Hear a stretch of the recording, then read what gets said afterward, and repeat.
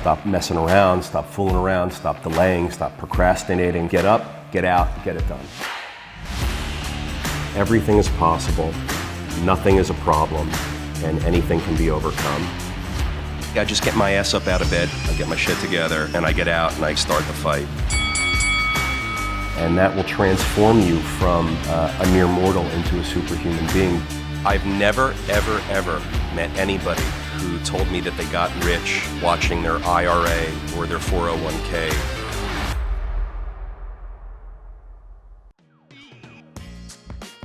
Welcome to the Daily Cash Flow. My name's George Robson. I am Peter Siegel. Peter, what's been on your mind recently? What's been on your mind this week? Well, recently I'm in deal mode, I'm in acquisition mode, I'm under contract to buy a few different things. I've got my underwriting going on. I'm under contract, so I'm performing to the terms of the contract. I'm getting insurance together. I'm getting all of my due diligence done. So that kind of thing, bunch of late nights. I stay up, I get it done. I actually like it a lot. I've been thinking a lot about insurance and quoting property and liability insurance for a new acquisition. So here's what I mean. I look at these deals. Some of them the brokers send to me, so I open up the broker setup. It's got income, projected expenses, you get a projected net operating income, and then you could derive a value for the asset. And the insurance, inevitably, is always wrong in these broker setups. And I pick up the phone, I call the broker, I say, how can you quote insurance at $30,000? And they'll tell me, oh, well, we had our insurance guy quote it. Oh, really? What were the limits and coverages? And what are the deductibles? And there's radio silence, right? There's never an answer for that part. They just say, oh, well, we had our insurance guy who's connected to our agency, he quoted it for us. Well, here's why that doesn't work.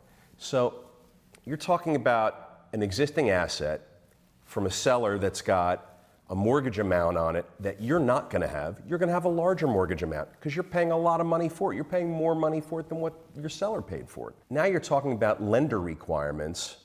The lender who's giving you this mortgage has a list of requirements they need you as the borrower to adhere to. So you have to get your list of lender requirements and get those requirements quoted.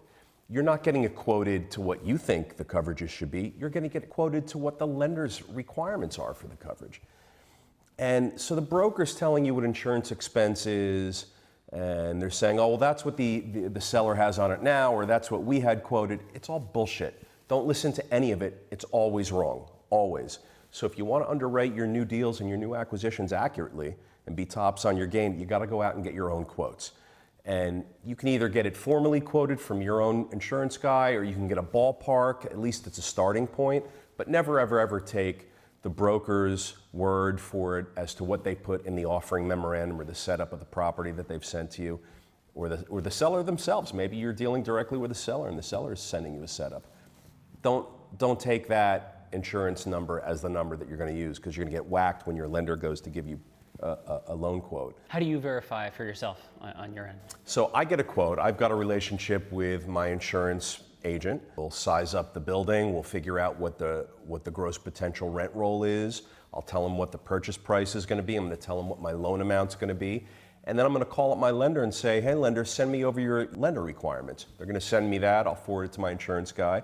Now he's got a package that he can quote. He's going to quote to my purchase price and my rent roll, and he's also going to quote to the lender requirements.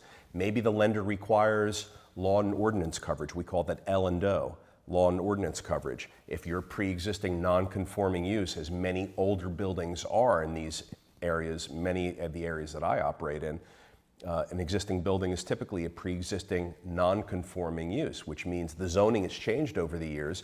That apartment building, if it were to burn down, you don't have the right to just go rebuild a new apartment building. It's probably an R1 or R2 zone. In my case, we have a lot of that around here. So you have to then go to zoning and planning and seek permission to rebuild your apartment building. Maybe you're not going to get permission. Law and ordinance coverage will kick in and protect you in the event that you can't rebuild something that's not permitted as of right.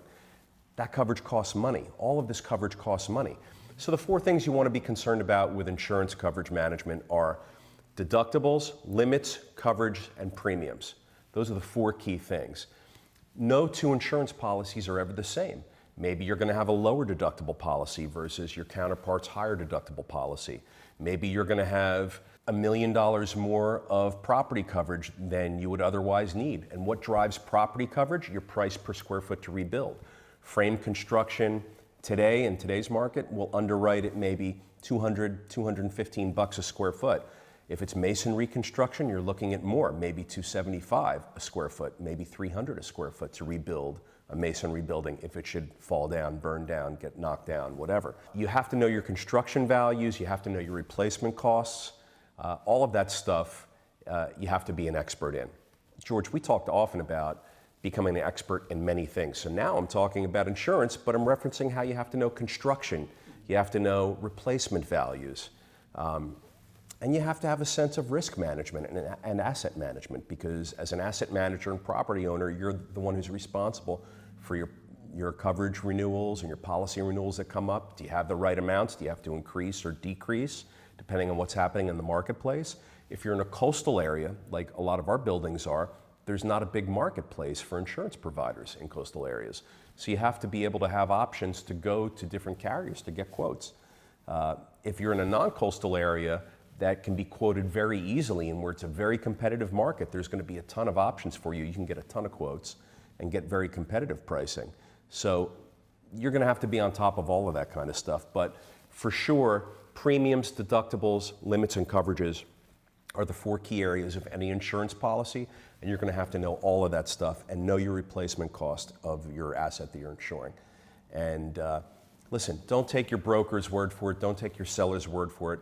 Get your building quoted yourself with your guy, with your lender's requirements. You're going to get an accurate quote, plus or minus 5% you'll be off, but you're not going to be off 20 or 30% or 50%, which is what you're going to be if you rely on the broker or the seller to tell you what the insurance expense is.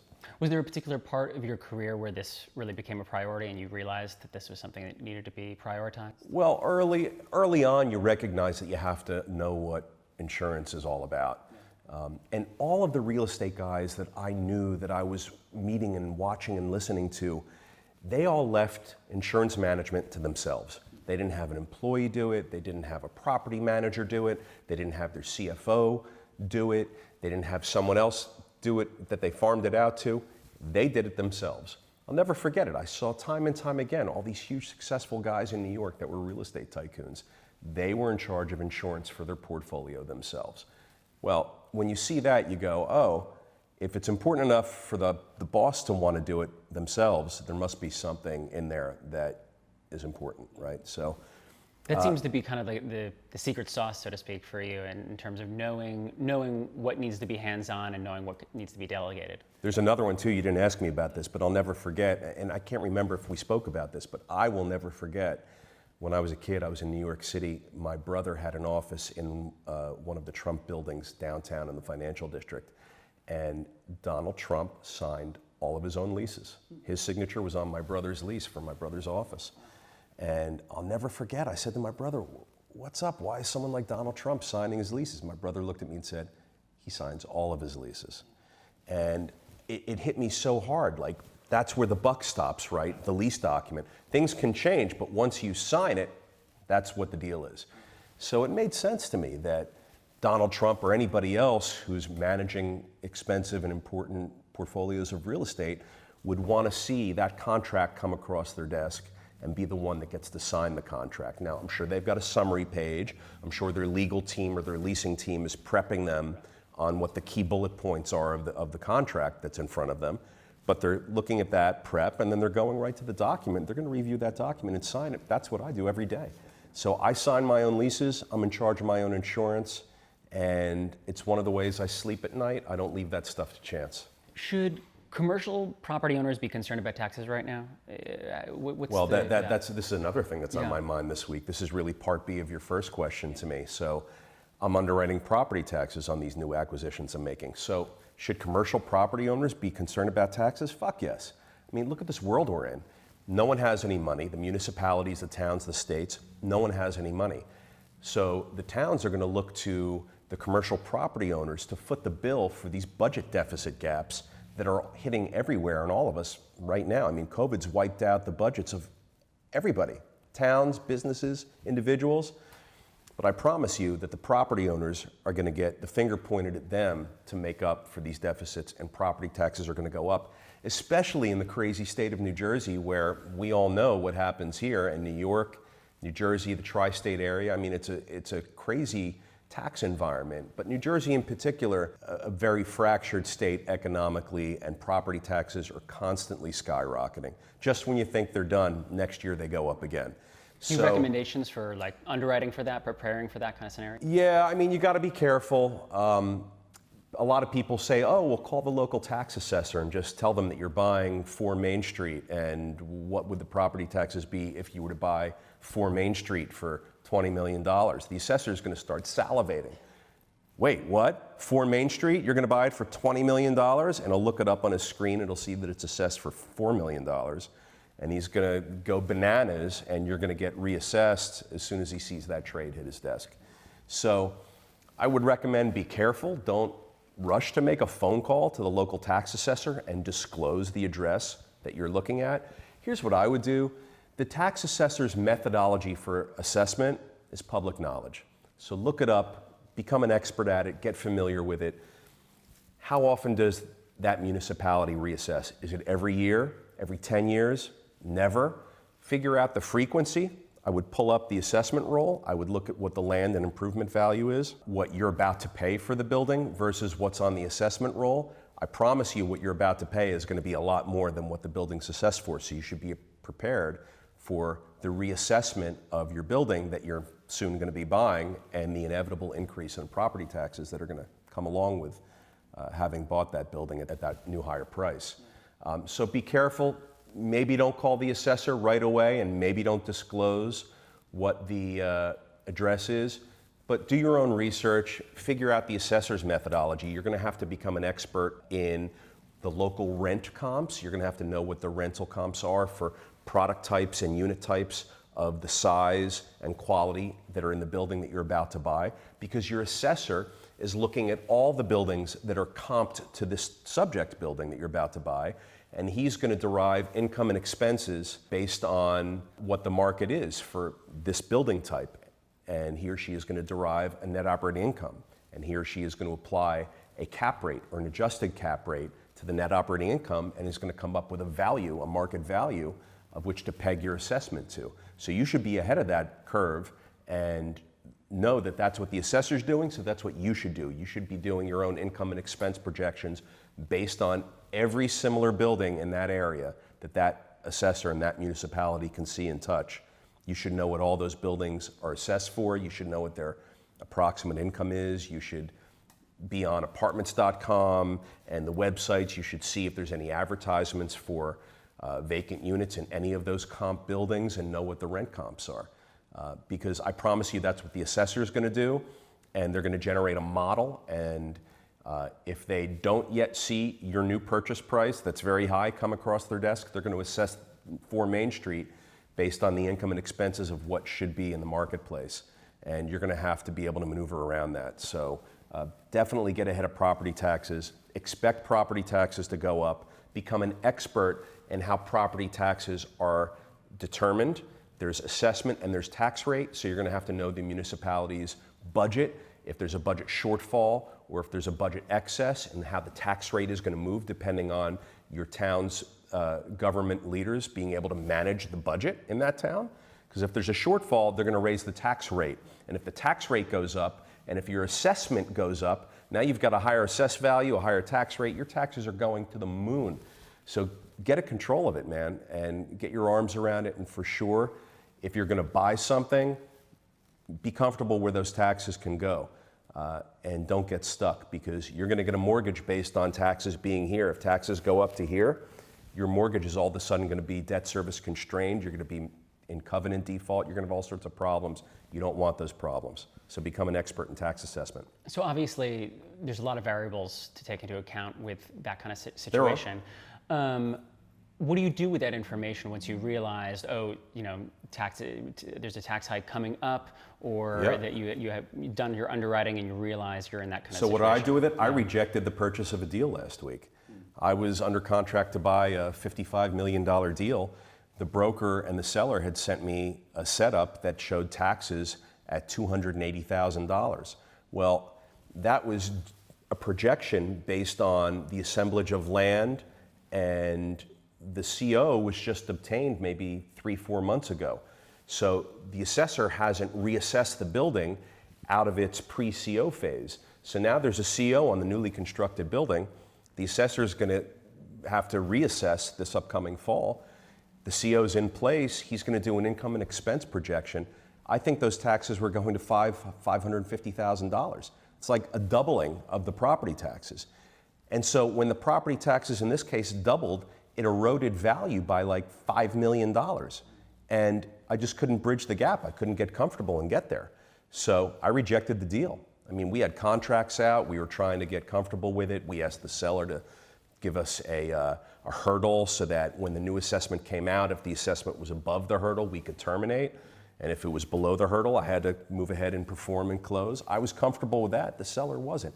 I don't blame them, but they didn't blame me for looking for a hurdle either. So I used that information to guide my purchase and acquisition decision. And it guided my contracts. I had to put language in a contract, all because we weren't really sure what property taxes were going to be. I mean, you never really know for sure from year to year to year, but you sort of plug in or project that, oh, next year property taxes are going to be 2 or 3% more than they were this year, and you sort of keep that going and going. You have to put in something. So project that property taxes are going to increase. But a doubling on property taxes, a 100% more than what they currently are, that's going to impact value way more than a simple 2 or 3% bump. In fact, it's going to impact it millions and millions of dollars. So if you didn't buy right, it might be because you didn't know what the property taxes were going to be. I couldn't get comfortable with a doubling of property taxes when the underwriting that I did was based on the low amount that was sent to me from the broker and the seller.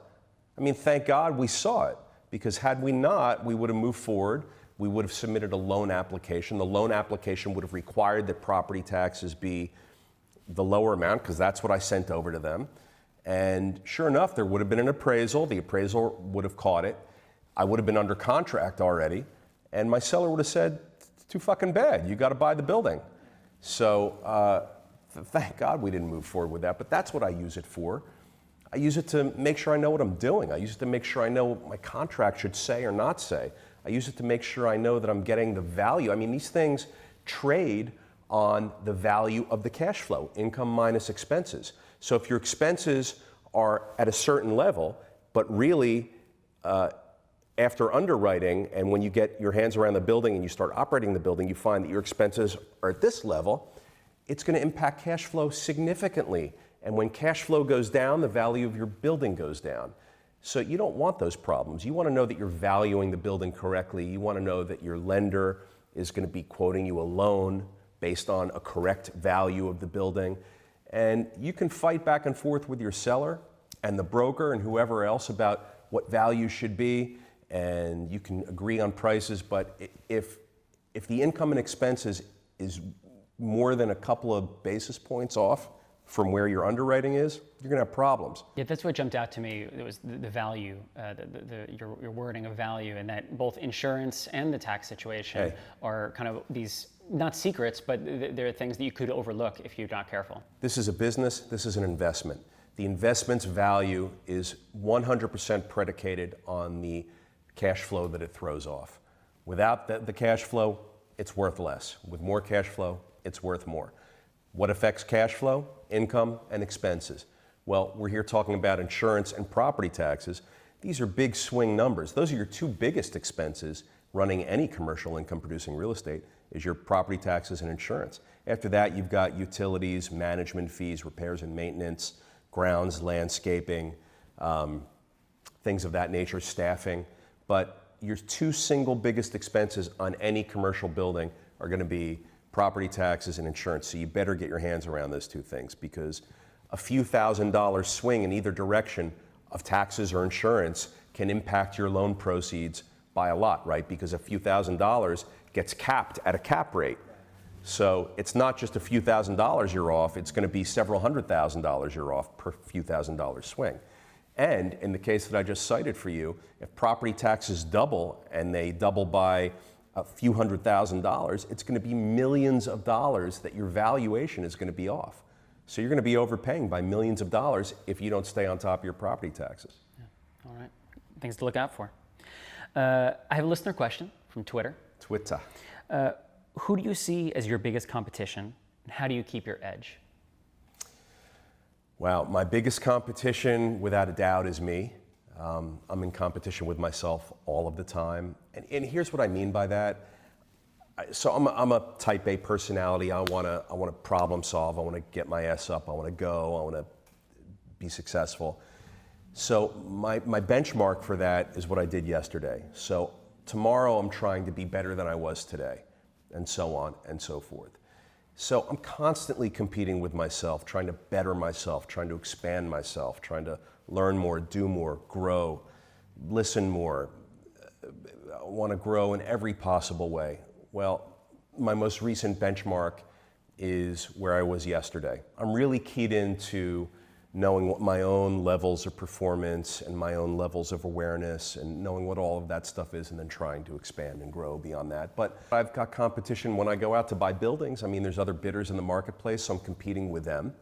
And the way I compete with them is not only in price, but in terms. I try to be strongest in price and terms, and I've got a background, I've got a track record, I've got a reputation that I can perform and close. There's a lot of bidders out there that are throwing high numbers around to buy apartment buildings. They've never closed on a deal before. They've closed on 1 or 2 deals before. And if you're a seller, be careful of that type of buyer. You want to go with a jockey on a horse who you know can perform, who's done it 100 times before, a million times before. Look, we have competition. We're in the apartment rental business. So every time we put an apartment up for rent on the market, we're competing with whatever else is on the market right there. Our product is best in class. We're mid-price product, but we're the best mid-price product there is, I believe, in our market. So I'm competing with all of the other stuff that's in that price range too.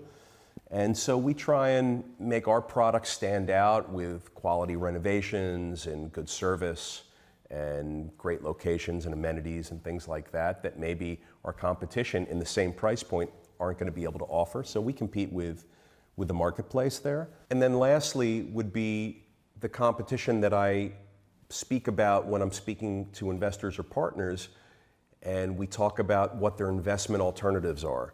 And they'll say, well, I can leave my money in the bank, I can leave my money in my 401k, I can leave my money in my IRA, I can not touch my stock portfolio. Why do I have to go into your building deal? And then we have a conversation about the benefits of real estate. That conversation is really a short one because similar to what we've spoken about here, I'll reiterate the differences of investing in real estate versus all of these other different investment alternatives. And but it's a bit of a competition for investor dollars. You want to make sure you're giving your investors and partners an option and an opportunity to invest in real estate. That's what I do. I make it available to them, and they can decide. But usually, it's a pretty easy decision for them, and for most, I would think. It's interesting. Your first answer to the question that your biggest competition is yourself is in a way kind of the answer to the second part of the question, that keeping your edge, I feel like in many ways comes from being in competition with yourself and bringing out the best in yourself. And as a result, I would imagine that hones your edge in competition against everyone else. I don't need anybody else to tell me I'm doing a job that's not great. I don't need anybody else to tell me that I can do better. I don't need anybody else to tell me that they're disappointed with me and how I did today. I mean, I know it. I'm my own worst critic and I'm my own best coach. So I see immediately how I perform and mistakes that I've made and things that I've done well. And I'm able to analyze that and correct and adjust and have a better day tomorrow. When people ask me how I'm doing, I always say better than yesterday and not as good as tomorrow. So I try and live by that, and I don't need a whole lot of kicking in the ass to get me to improve or do better. I see it, and I'm pretty hard on myself, and I want to be better than I was yesterday for sure. So I work pretty hard at it. Yeah, beautiful. I want to talk about mentorship a little bit. Again, didn't we talk about that? We have, I think, really kind of tangentially though. I think you've talked about your dad and how much he was a mentor to you. I was curious what your thoughts are in terms of seeking out mentors. Is that something you recommend? Because obviously with your dad, you grew up with him. He was just kind of there. Do you recommend seeking out mentors intentionally? And how would you recommend going about that? Yeah. Look, as you point out, I had a father. I learned a lot from him, but there were so many other people in my life. There were family friends. There were teachers along the way. There were people that once I got into business, I saw that they were crushing it and they were experts. And so I would have these relationships with them and I would learn from them. There's so many. If you don't have access, if you're younger and maybe you're not in a business environment yet where you have access to a lot of successful people, you can seek out mentors. There's many online. You can seek them out in your community, write those handwritten notes or send those gifts like we spoke about and request a meeting. People have done that with me often where they've requested a half hour of my time and have made themselves stand out a little bit so that I remember them, and they kept calling and then they kept calling and I took the meeting and developed a relationship with some of them over time. Were there things that stood out to you on the people that you met with that you said, oh, you know, that's the person that I want to meet with, that I want to mentor? Their tenacity, persistence. Look, everybody in the world can send an email or pick up the phone and try and call you one time, right? And then when you don't respond, 99% of the world's just going to fall off a cliff. You'll never hear from them again. But the people that I ended up taking meetings from often were the ones that pounded on the door, showed up at my office more than once, wrote me by hand more than once, emailed. I mean, there was like a multiple assault, right? And that kind of thing, it's hard to ignore because that doesn't happen every day, and those people stand out. And you know what my feeling is about how important it is to stand out. So when people stand out to me, I take notice and I try and be as helpful as I can. I mean, there was one person that I don't know how he did it, but he found out where I lived and he showed up at my house. And I was pissed and I kicked him in the ass and sent him on his way, but he retooled his effort and got his act together a little bit and started coming by the office and trying to get meetings. You remember in the movie Wall Street when Charlie Sheen's character kept showing up at Gordon Gekko's office, was flirting with the secretary, brought the Cohiba cigars for Gekko's birthday. I mean, that's like the kind of persistence. And Gekko gave him the meeting because he was persistent, right? He said, man, you're persistent. What do you got for me today? He said, you're persistent. What do you got? So they cut right to the chase. That's what you got to do. And I always appreciated that when people wanted to have my attention for a moment or two. So I'm happy to give my attention. But I appreciate the persistence and the never give up sort of tenacity that these people will display. And especially right now, it's easy to give up quickly and think that, you know, someone didn't take my call or someone didn't take my email because they didn't like me. But so often, I don't know who said this, but there's a quote that never attribute to malevolence what can be explained with busyness.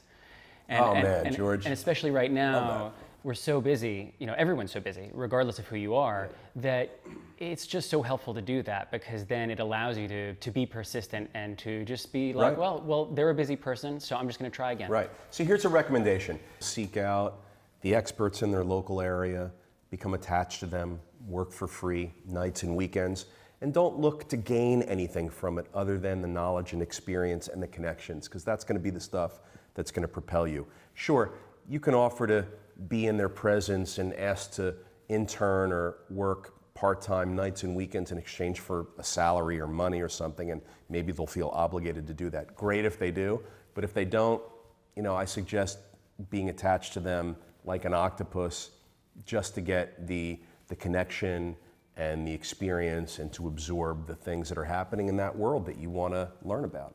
As someone who's mentored other people, what do you get from that side of the equation as a mentor? I get a lot. I'm called upon often to give back, and it's something that I enjoy doing. I think it's a responsibility of all of us, no matter what level of success you may have achieved and no matter where you are in life. I think giving back is everyone's responsibility. Teaching others, helping others financially, making donations, sponsoring events, all of those things fall under a similar umbrella, and it's important to do all of those things. So when I can help young people accomplish things or set their mind straight or get them on a path that's different than where they were before they saw me, and it's helpful to them, it's a great feeling, and I think it's the right thing to do. Yeah, right. In a way, you're building a society that will, come back and help you in that way. Absolutely. I mean, anybody who's been involved with any sort of giving back, not just mentorship, but of any kind. I mean, it feels good, but it's the right thing to do. It's how our society works and functions to its fullest. Yeah. All right. 3 to 5 ways to raise capital. That's what I want to know. 3 to 5 ways to raise capital. So number one, friends and family. You have at your fingertips your contact list that has all of the people in your life, friends and family. They've been with you for so long. You don't even realize it, but there's an abundance of capital waiting to support you and invest with you. Tap your friends and family network. Number two, your business peers. Same thing. These are people that you work with, that you work for, that connect with you, that you purchase from, that you sell to, whatever the case may be. You've got a network of people that if you pare it down and try and hone down to the people that are focused on the same area that your business idea is focused on, you can raise capital from those people. Number three is crowdsourcing and crowdfunding. Get on it because it's happening, it's for real, and there's a bunch of players in your space. Find out who those players are, get connected with them, let them vet you and test you out as a sponsor for deals, and they will be a powerful source of raising capital for you and with you. Number four, investing clubs and investing groups. Sounds silly, but find people who are like-minded in your area, get together, pitch business ideas, make it a Shark Tank, learn from it, grow with it, and use your investing club to help raise money. It works, give it a shot.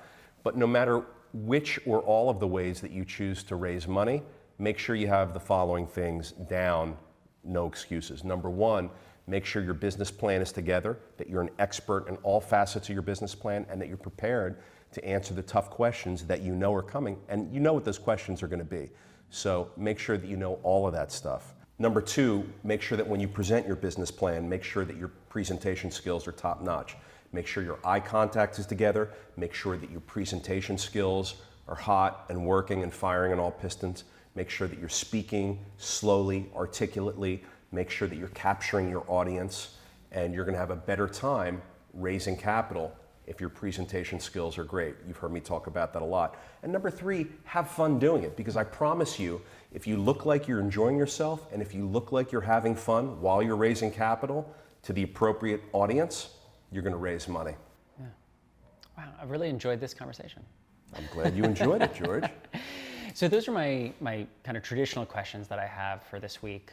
Zest Quests? So well, before we move on to Zest Quests, I just wanted to touch base on, is there anything else about the week that you've noticed? That was such a rich question. It sounds like you know something that everyone else doesn't and you're trying to pull it out of me. Well, no, what it was are you just, getting at? no, the first question was such a rich answer. I feel like I need to just ask you more about like what's on your mind, what's up. Have you, what's going on? What's going on? What's on my mind? What's up? Well, you know what? I think about now. Last week you asked me about some deals that. Right, some that had kind of gone awry and some that went well. And yeah. I mean, so it seems to be a recurring theme lately. So let's stick with that. Yeah. I almost want to say to people sometimes, shut the fuck up. Like maybe they didn't have a person or a mentor or an example or a role model in their life to see what the right way is to conduct yourself or how not to conduct yourself in a business situation. And it's mind-boggling to me. I scratch my head and I go, wow, did they really just do that? Wow, did they really just say that? We're here trying to do business and someone just blew up the deal. Like, what are they thinking? So I'll tell you what happened to me this week. I've got a neighbor at one of my properties. He's selling his property. He came to me first.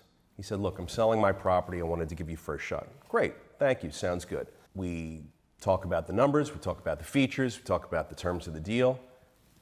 Looked him right in the eye, shake the hands, we got a deal. Sent the contracts out, the contracts exactly mirrored the handshake, exactly. And after a couple days of back and forth with the lawyers and the contract, and it was really a very simple deal. I've done it hundreds of times in my life. I think this guy has too.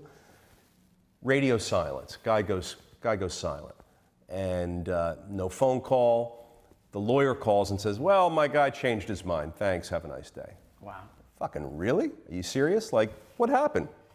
I mean, it's either he felt like he left a little bit of money on the table and he was embarrassed about it and wanted to try and get more. Okay, well, call me and tell me that. Say, hey, Peter, I fucked up. You know, we shook hands, I know, but boy, I spoke to a broker and the broker feels he can get, right? The standard story that we get all the time, right? I spoke to a broker, the broker tells me he can get more, or I got another offer, it's for more, can you come up a little bit and match the offer? Something, but say something. The guy said nothing. So what ended up happening was he wrote me an email several days later after the radio silence and said, Dear Peter, thank you for your interest in the property.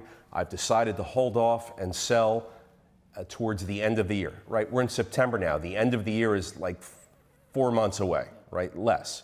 What's the big deal? Let's get into a contract now. I'll close in January. You want to use your property through the end of the year? Fine. You want to keep it for a few months longer? Fine. Let's do our business deal now. I know you're going to sell it. You know I want to buy it. Why are you cutting it? So I never understand how people are so arbitrary with a handshake and an earnest look in the eye. When you cut a deal with someone, your word is everything. If after extensive discussions with someone about entering into a business deal together with them and you agree on the terms and it's a pretty simple deal, and you look them in the eye and you shake hands and you smile and you pat each other on the back and say, boy, I'm really looking forward to this, and then they go radio silent and they do a 180 and they renege on you. Look, everyone can do what they want to do, but if you do it with me, you're disposable and you're unreliable and we're done. And I'll never want to do business with you. And I'm going to tell everybody that I know not to do business with you. And I know everybody. And I don't know how people can conduct themselves that way. So to that guy, I say, shut the fuck up and come back to the table and let's figure this out. You want to hold on to the property a few months longer? Okay, no biggie. You want to get another 100 or 200 or 500, whatever the number is, because someone got wind of it or a broker friend of yours came back and emailed and said, oh, don't do anything without talking to me, and you figured you can get more, let me know, give me the shot. But you came to me, we shook hands, we started circulating documents, I'm engaged at this point. To go radio silent on me, bad form, dude. If you're willing, great, I think you are. You're certainly able, so let's figure the readiness out and we'll make a deal. Right. Shut the fuck up. Shut the fuck up otherwise. Yeah, we should make a segment of that. Look, we should make a segment of that. Maybe next week I'll have another crazy story. But I mean, I think in general, I'm always amazed by how people choose to conduct themselves in business. I mean, if you're in a relationship with someone, an intimate relationship, and someone just fucks you over, right? You're like, you destroy the fuck up. Like you destroy the relationship. Like, it's amazing to me the decisions that people will make in the course of doing business. There's bad choices, there's good choices, make the good ones. There's right and wrong ways on how to conduct yourselves.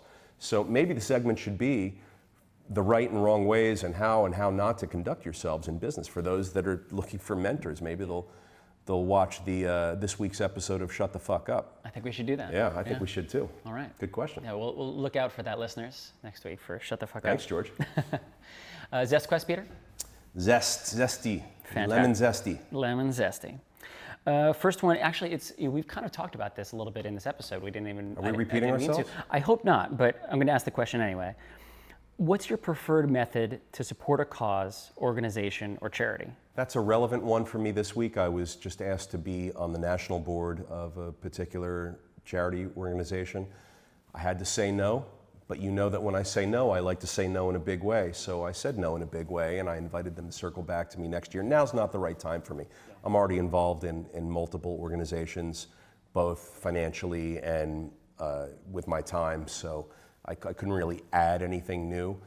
So I had to say thanks and no thanks to them. But my preferred way is, look, if I align with the cause and if I buy into it and if I like it and if I like the people and if I like the mission and where it's going, I mean, then I love it.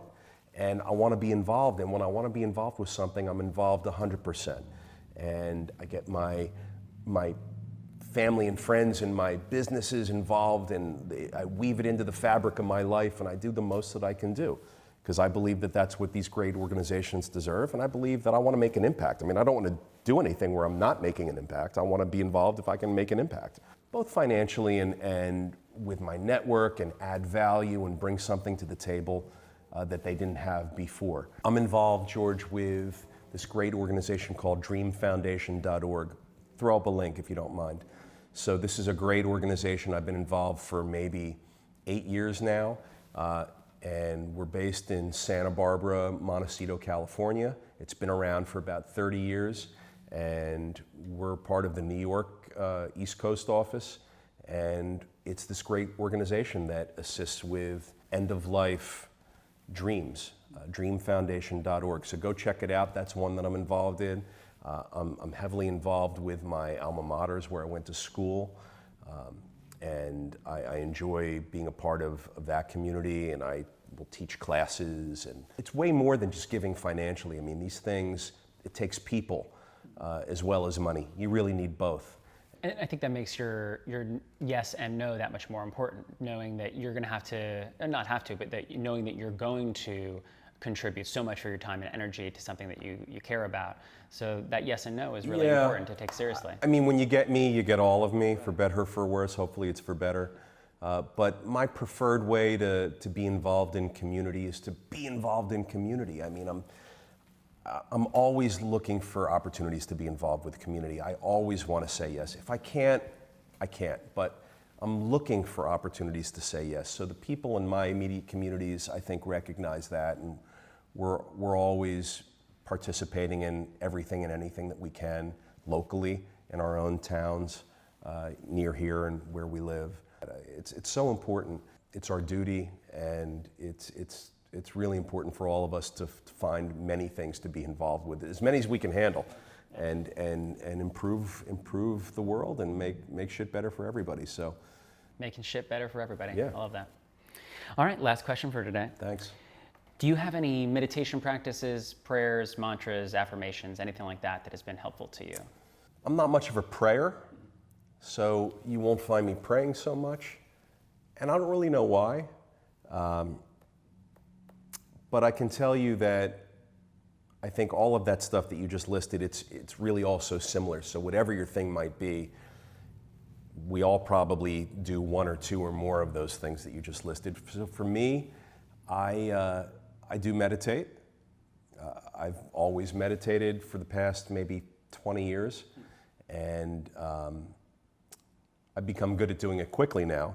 There's a bit of a thing with speed meditation, which I've gotten good at because I'm so pressed for time. But usually at night before I go to bed, and in the morning when I wake up, I'm doing some sort of meditation to quiet and still my mind.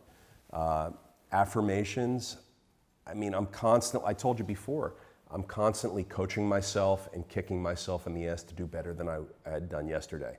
So with that comes a lot of voices that I'm in my head that I'm directing at myself, saying, do better, you can do it, positive thinking stuff. I mean, I'm always sort of giving myself a pep talk. Nothing specific, but it's important to be able to have some positive energy coming your way and positive comments coming your way. In the absence of anybody else giving it to you, give it to yourself. I remember that when I was practicing yoga quite heavily, that one of my yoga instructors would teach us about breath and the power of breath by saying, you breathe in all this clean air, and when you exhale out all the dirty air. And she would use these metaphors like, imagine like smoke in a glass tube and how foggy and smoky that is, and then if you introduce new air in there and then exhale all that smoke out, the glass becomes very clear. And I was always able to harness that imagery and imagine my breathing when I was breathing in fresh air and breathing out all the affected and dirty and impacted air, and just cleaning out my system and my muscles and my cells. And I found that to be very effective for me. And so if there's any breath study or breath experts out there who can chime in, or maybe yourself, George, I know you're into that, maybe throw up some links about the power of breath. But I think the power of breath is really powerful. Yeah, no, I definitely agree. Oh, we'll all take a big deep breath with this podcast. My family always gives me a hard time. They're like, oh, there's Peter and his breathing again, because I'm constantly like doing these yoga breaths. That's fucking crazy, because my fiance does the same thing. She's like, George, his breathing is crazy today. And like, oh yeah, I went on a run with a friend the other day, and he was like, your breathing is over the top. That'll be our third podcast. That'll be Shut the Fuck Up, Daily Cash Flow, and Breathing with Peter Siegel. Well, when I deal with the people that I need to tell to shut the fuck up, I have to deal with it by doing a lot of breathing and exhaling. Yeah, no, absolutely. No. Cool. All right, well, thanks, Peter. I appreciate it. Thanks, George. I'll see you Thanks, next everybody. week.